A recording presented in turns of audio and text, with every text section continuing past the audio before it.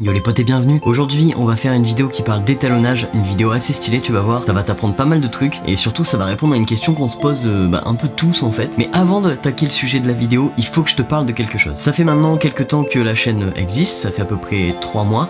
On est bientôt à 100 abonnés, on est précisément à 91 au moment précis où je fais cette vidéo et j'aimerais qu'on pète la barre des 100 aujourd'hui. Alors je compte sur vous pour partager la vidéo, liker et surtout vous abonner. Désolé de faire ce message promotionnel en début, mais là j'y tiens. D'ailleurs, petite précision, à 100 abonnés, je vous réserve une petite surprise, j'espère qu'elle vous plaira. Alors vous attendez pas un truc de malade, mais pour les gens qui veulent un petit peu étalonner, vous allez voir, ça risque d'être cool. Je vous en dis pas plus, on attend les 100 abonnés. Dès qu'il y a 100 abonnés, je vous upload directement la vidéo avec la surprise. C'est parti, on commence notre vidéo. Comment choisir son style d'étalonnage? Je vous explique tout ça.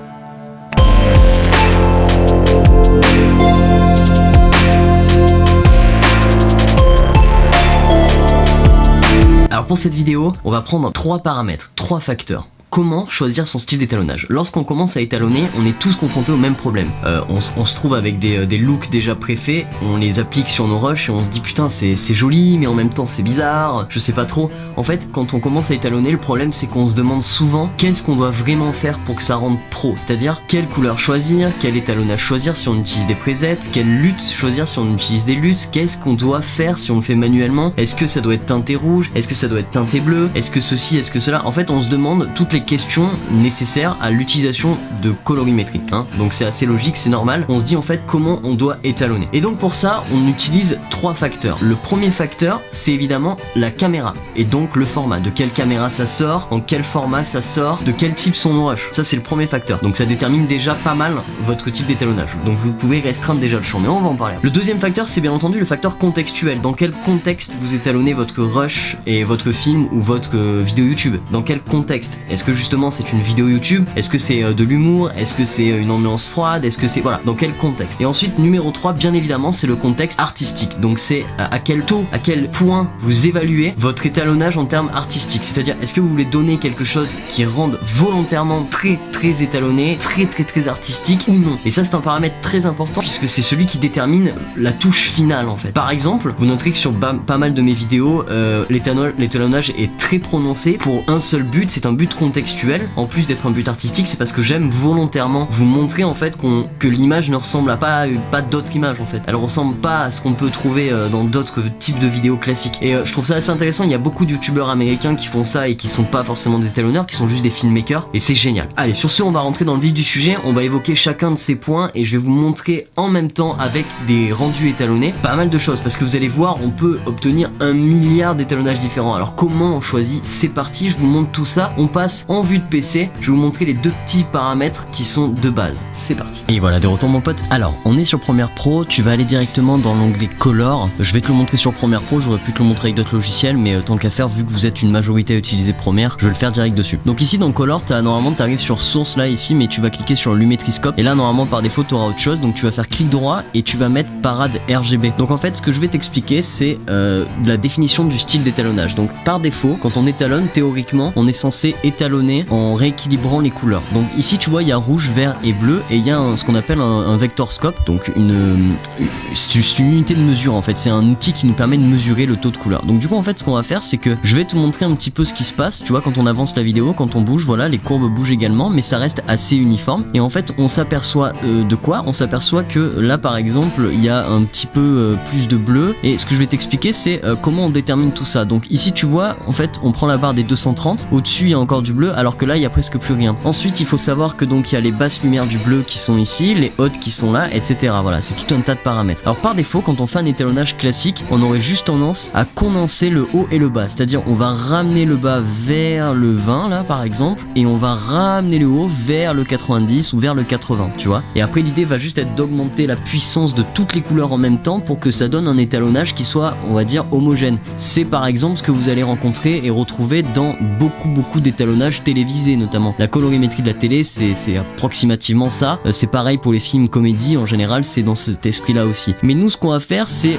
pas ça du tout et c'est ce que je vais vous montrer après. Du coup je vais vous expliquer également ce qu'est le paramètre de saturation de couleur. Donc clic droit et vector scope YUV. Donc ici vous voyez en fait vous avez un rond. Ce rond représente ça, hein. Je vais vous le montrer comme ça vous le savez. Voilà, ce rond il représente ça, d'accord? C'est le rond qui est ici, hein. Et en fait sur ce rond vous avez donc différentes couleurs. Donc ici vous voyez que c'est la zone du bleu. Ici Ici c'est la zone du cyan, ici c'est la zone du vert, ici c'est la zone du jaune, ici c'est la zone du rouge et ici c'est les magentas. Alors par défaut, n'oubliez pas que ici ce sera le orange, ici le bleu plutôt clair, ici le cyan, ici le vert pomme, ici le jaune, etc., etc. En fait, c'est le rond des couleurs. Et au milieu, on a une espèce de nuage. Donc, je vais enlever la parade, voilà. Ici, on a une espèce de nuage. Ce nuage, ça représente en fait la saturation de chaque couleur. C'est-à-dire que si par exemple, on avait tout qui serait, on va dire, magenta, alors, tout serait dans le magenta. Donc, le nuage, il serait quasiment que dans les magentas. Et du coup, en fait, plus notre couleur serait saturée et plus ce petit nuage, il monte très haut. Donc, ça, c'est des indicateurs qui nous permettent d'être équilibrés. Vous voyez le cercle qui entoure ces couleurs là? C'est un espèce d'équilibre. Il faut dans l'idée ne pas trop dépasser le cercle ici parce que sinon ça va être très saturé et vous aurez donc dans la parade une énorme saturation. Voilà. Évidemment, je vous montre les paramètres de base. Il existe plein d'autres vectorscopes qui nous permettent d'avoir des signaux d'information, mais on va pas aller aussi pousser, ça sert à rien. Je vous fasse un tuto sur ça, c'est très compliqué pour pas grand chose. Du coup, maintenant ce que je vais faire, c'est que je vais repasser en mode normal, je vais vous expliquer les paramètres, etc. et on va pouvoir continuer à faire tout ça. Mais comme vous venez de le voir, c'est comme ça normalement qu'on étalonne. Normalement, on prend ces paramètres là de saturation et en gros de taux de couleur et on équilibre. Ensuite, on recontraste un petit peu et c'est fini. C'est parti, je vous retrouve normal. Voilà, comme tu viens de voir, ça c'est les paramètres de base, c'est-à-dire qu'on a donc notre équilibrage, c'est l'équilibre de chaque couleur. Mais t'es pas du tout obligé de faire ça. Et c'est là où ça se complique. C'est là où on rentre dans le côté artistique. Alors moi je vais te détailler ces trois paramètres que je t'ai expliqué au début, qui sont donc le paramètre contextuel, le paramètre de caméra, donc des fichiers de sortie, et évidemment le paramètre artistique. Alors on va garder l'exemple de mon rush que je t'ai montré dans la vidéo juste avant. Ce qu'on va faire, c'est que on va dire que le paramètre artistique et contextuel est destiné plus ou moins au cinéma. Donc pour un paramètre qui est destiné au cinéma, on peut y aller plus ou moins un peu comme on a envie, ça dépendra de l'ambiance du film, du scénario, de ce qui se passe dans l'histoire,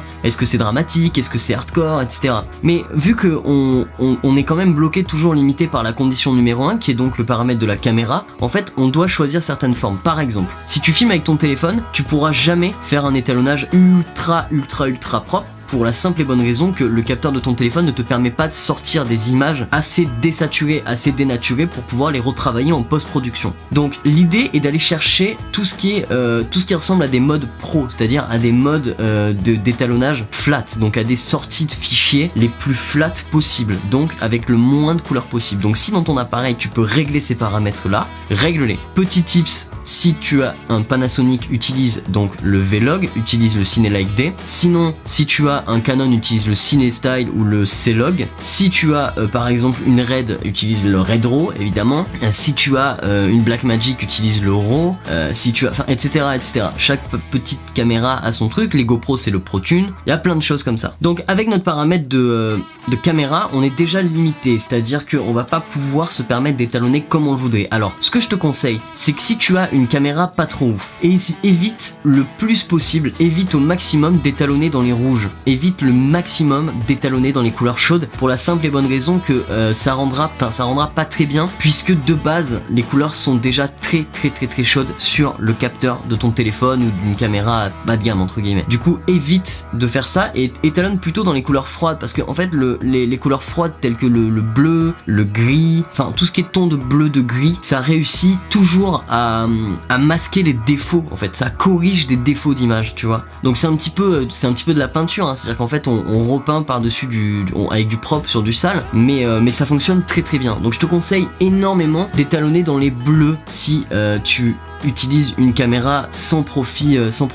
très poussé. Si en revanche tu as une très bonne caméra, etc., alors dans ce cas là il faut que tu te fies au paramètre numéro 2 qui sera donc le paramètre contextuel. Si tu utilises par exemple tes rushs pour une vidéo YouTube à titre humoristique, alors l'idée ce serait plutôt d'étalonner dans des tons assez saturés si tu veux rester dans le genre, mais t'es pas obligé. Si t'as pas envie de suivre les codes, dans ce cas là tu peux étalonner différemment. Et à l'inverse, en suivant le paramètre donc numéro 3, le côté artistique, si vraiment t'as envie de te taper un délire, sache qu'il n'y a pas de limite. On ne définit pas un style d'étalonnage juste en fonction de son contexte. En général, on le définit également en fonction de son créateur, notamment dans le cinéma. Alors l'important c'est de pas hésiter et c'est de faire ce qui te plaît le plus, parce que c'est ça le plus important. N'aie pas peur de choquer, et évite simplement de rentrer dans le cartoon, c'est-à-dire dans le trop saturé, trop contrasté, etc. Mais si c'est pour du cinéma, t'as le droit. Après, pour des podcasts YouTube, franchement ça le fait moins, parce qu'on se sent agressé par l'image et ça nous sort de ta vidéo. Moi personnellement, mon style d'étalonnage c'est plus quelque chose de moi j'aime beaucoup les voiles. J'aime beaucoup les voiles sur image. J'aime beaucoup l'idée d'obtenir des voiles sur l'image. Je trouve ça vachement beau. Donc ce que je vais faire, c'est que maintenant je vais te montrer mes quelques petits exemples d'étalonnage avec mon rush, et tu vas voir qu'on peut atteindre des choses totalement différentes, qui sont des styles qui fonctionnent tous autant les uns que les autres. Ils marchent tous. C'est juste qu'ils sont pas vraiment dans la même portée, sur la même ambiance, sur le même délire. Mais en tout cas, n'aie pas peur d'utiliser ce que tu as vraiment envie d'utiliser. C'est parti, je te montre les petits rushs. Voilà, comme tu peux le voir, là le rush est flat et c'est parti. Tu vois, là, je vais enchaîner sur tous les rushs et tu vas voir le nombre de styles différents qu'on peut faire. C'est infini et illimité. L'important, c'est de savoir qu'est-ce que toi tu préfères. Regarde tous les styles que j'ai fait là.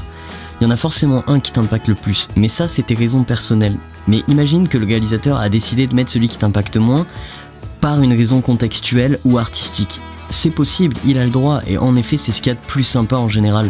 L'important c'est de se mouiller, je pense, surtout quand tu veux te démarquer un petit peu. Du coup, tous ces styles que tu es en train de voir là, c'est le même rush avec plein de styles différents, et ce qui est intéressant c'est que s'il y avait des musiques dessus, on pourrait imaginer chaque ambiance, et chaque ambiance pourrait être vraiment sympa. Donc voilà, j'espère que ces rushs te plaisent, n'hésite surtout pas en tout cas, et on passe à la suite de la vidéo.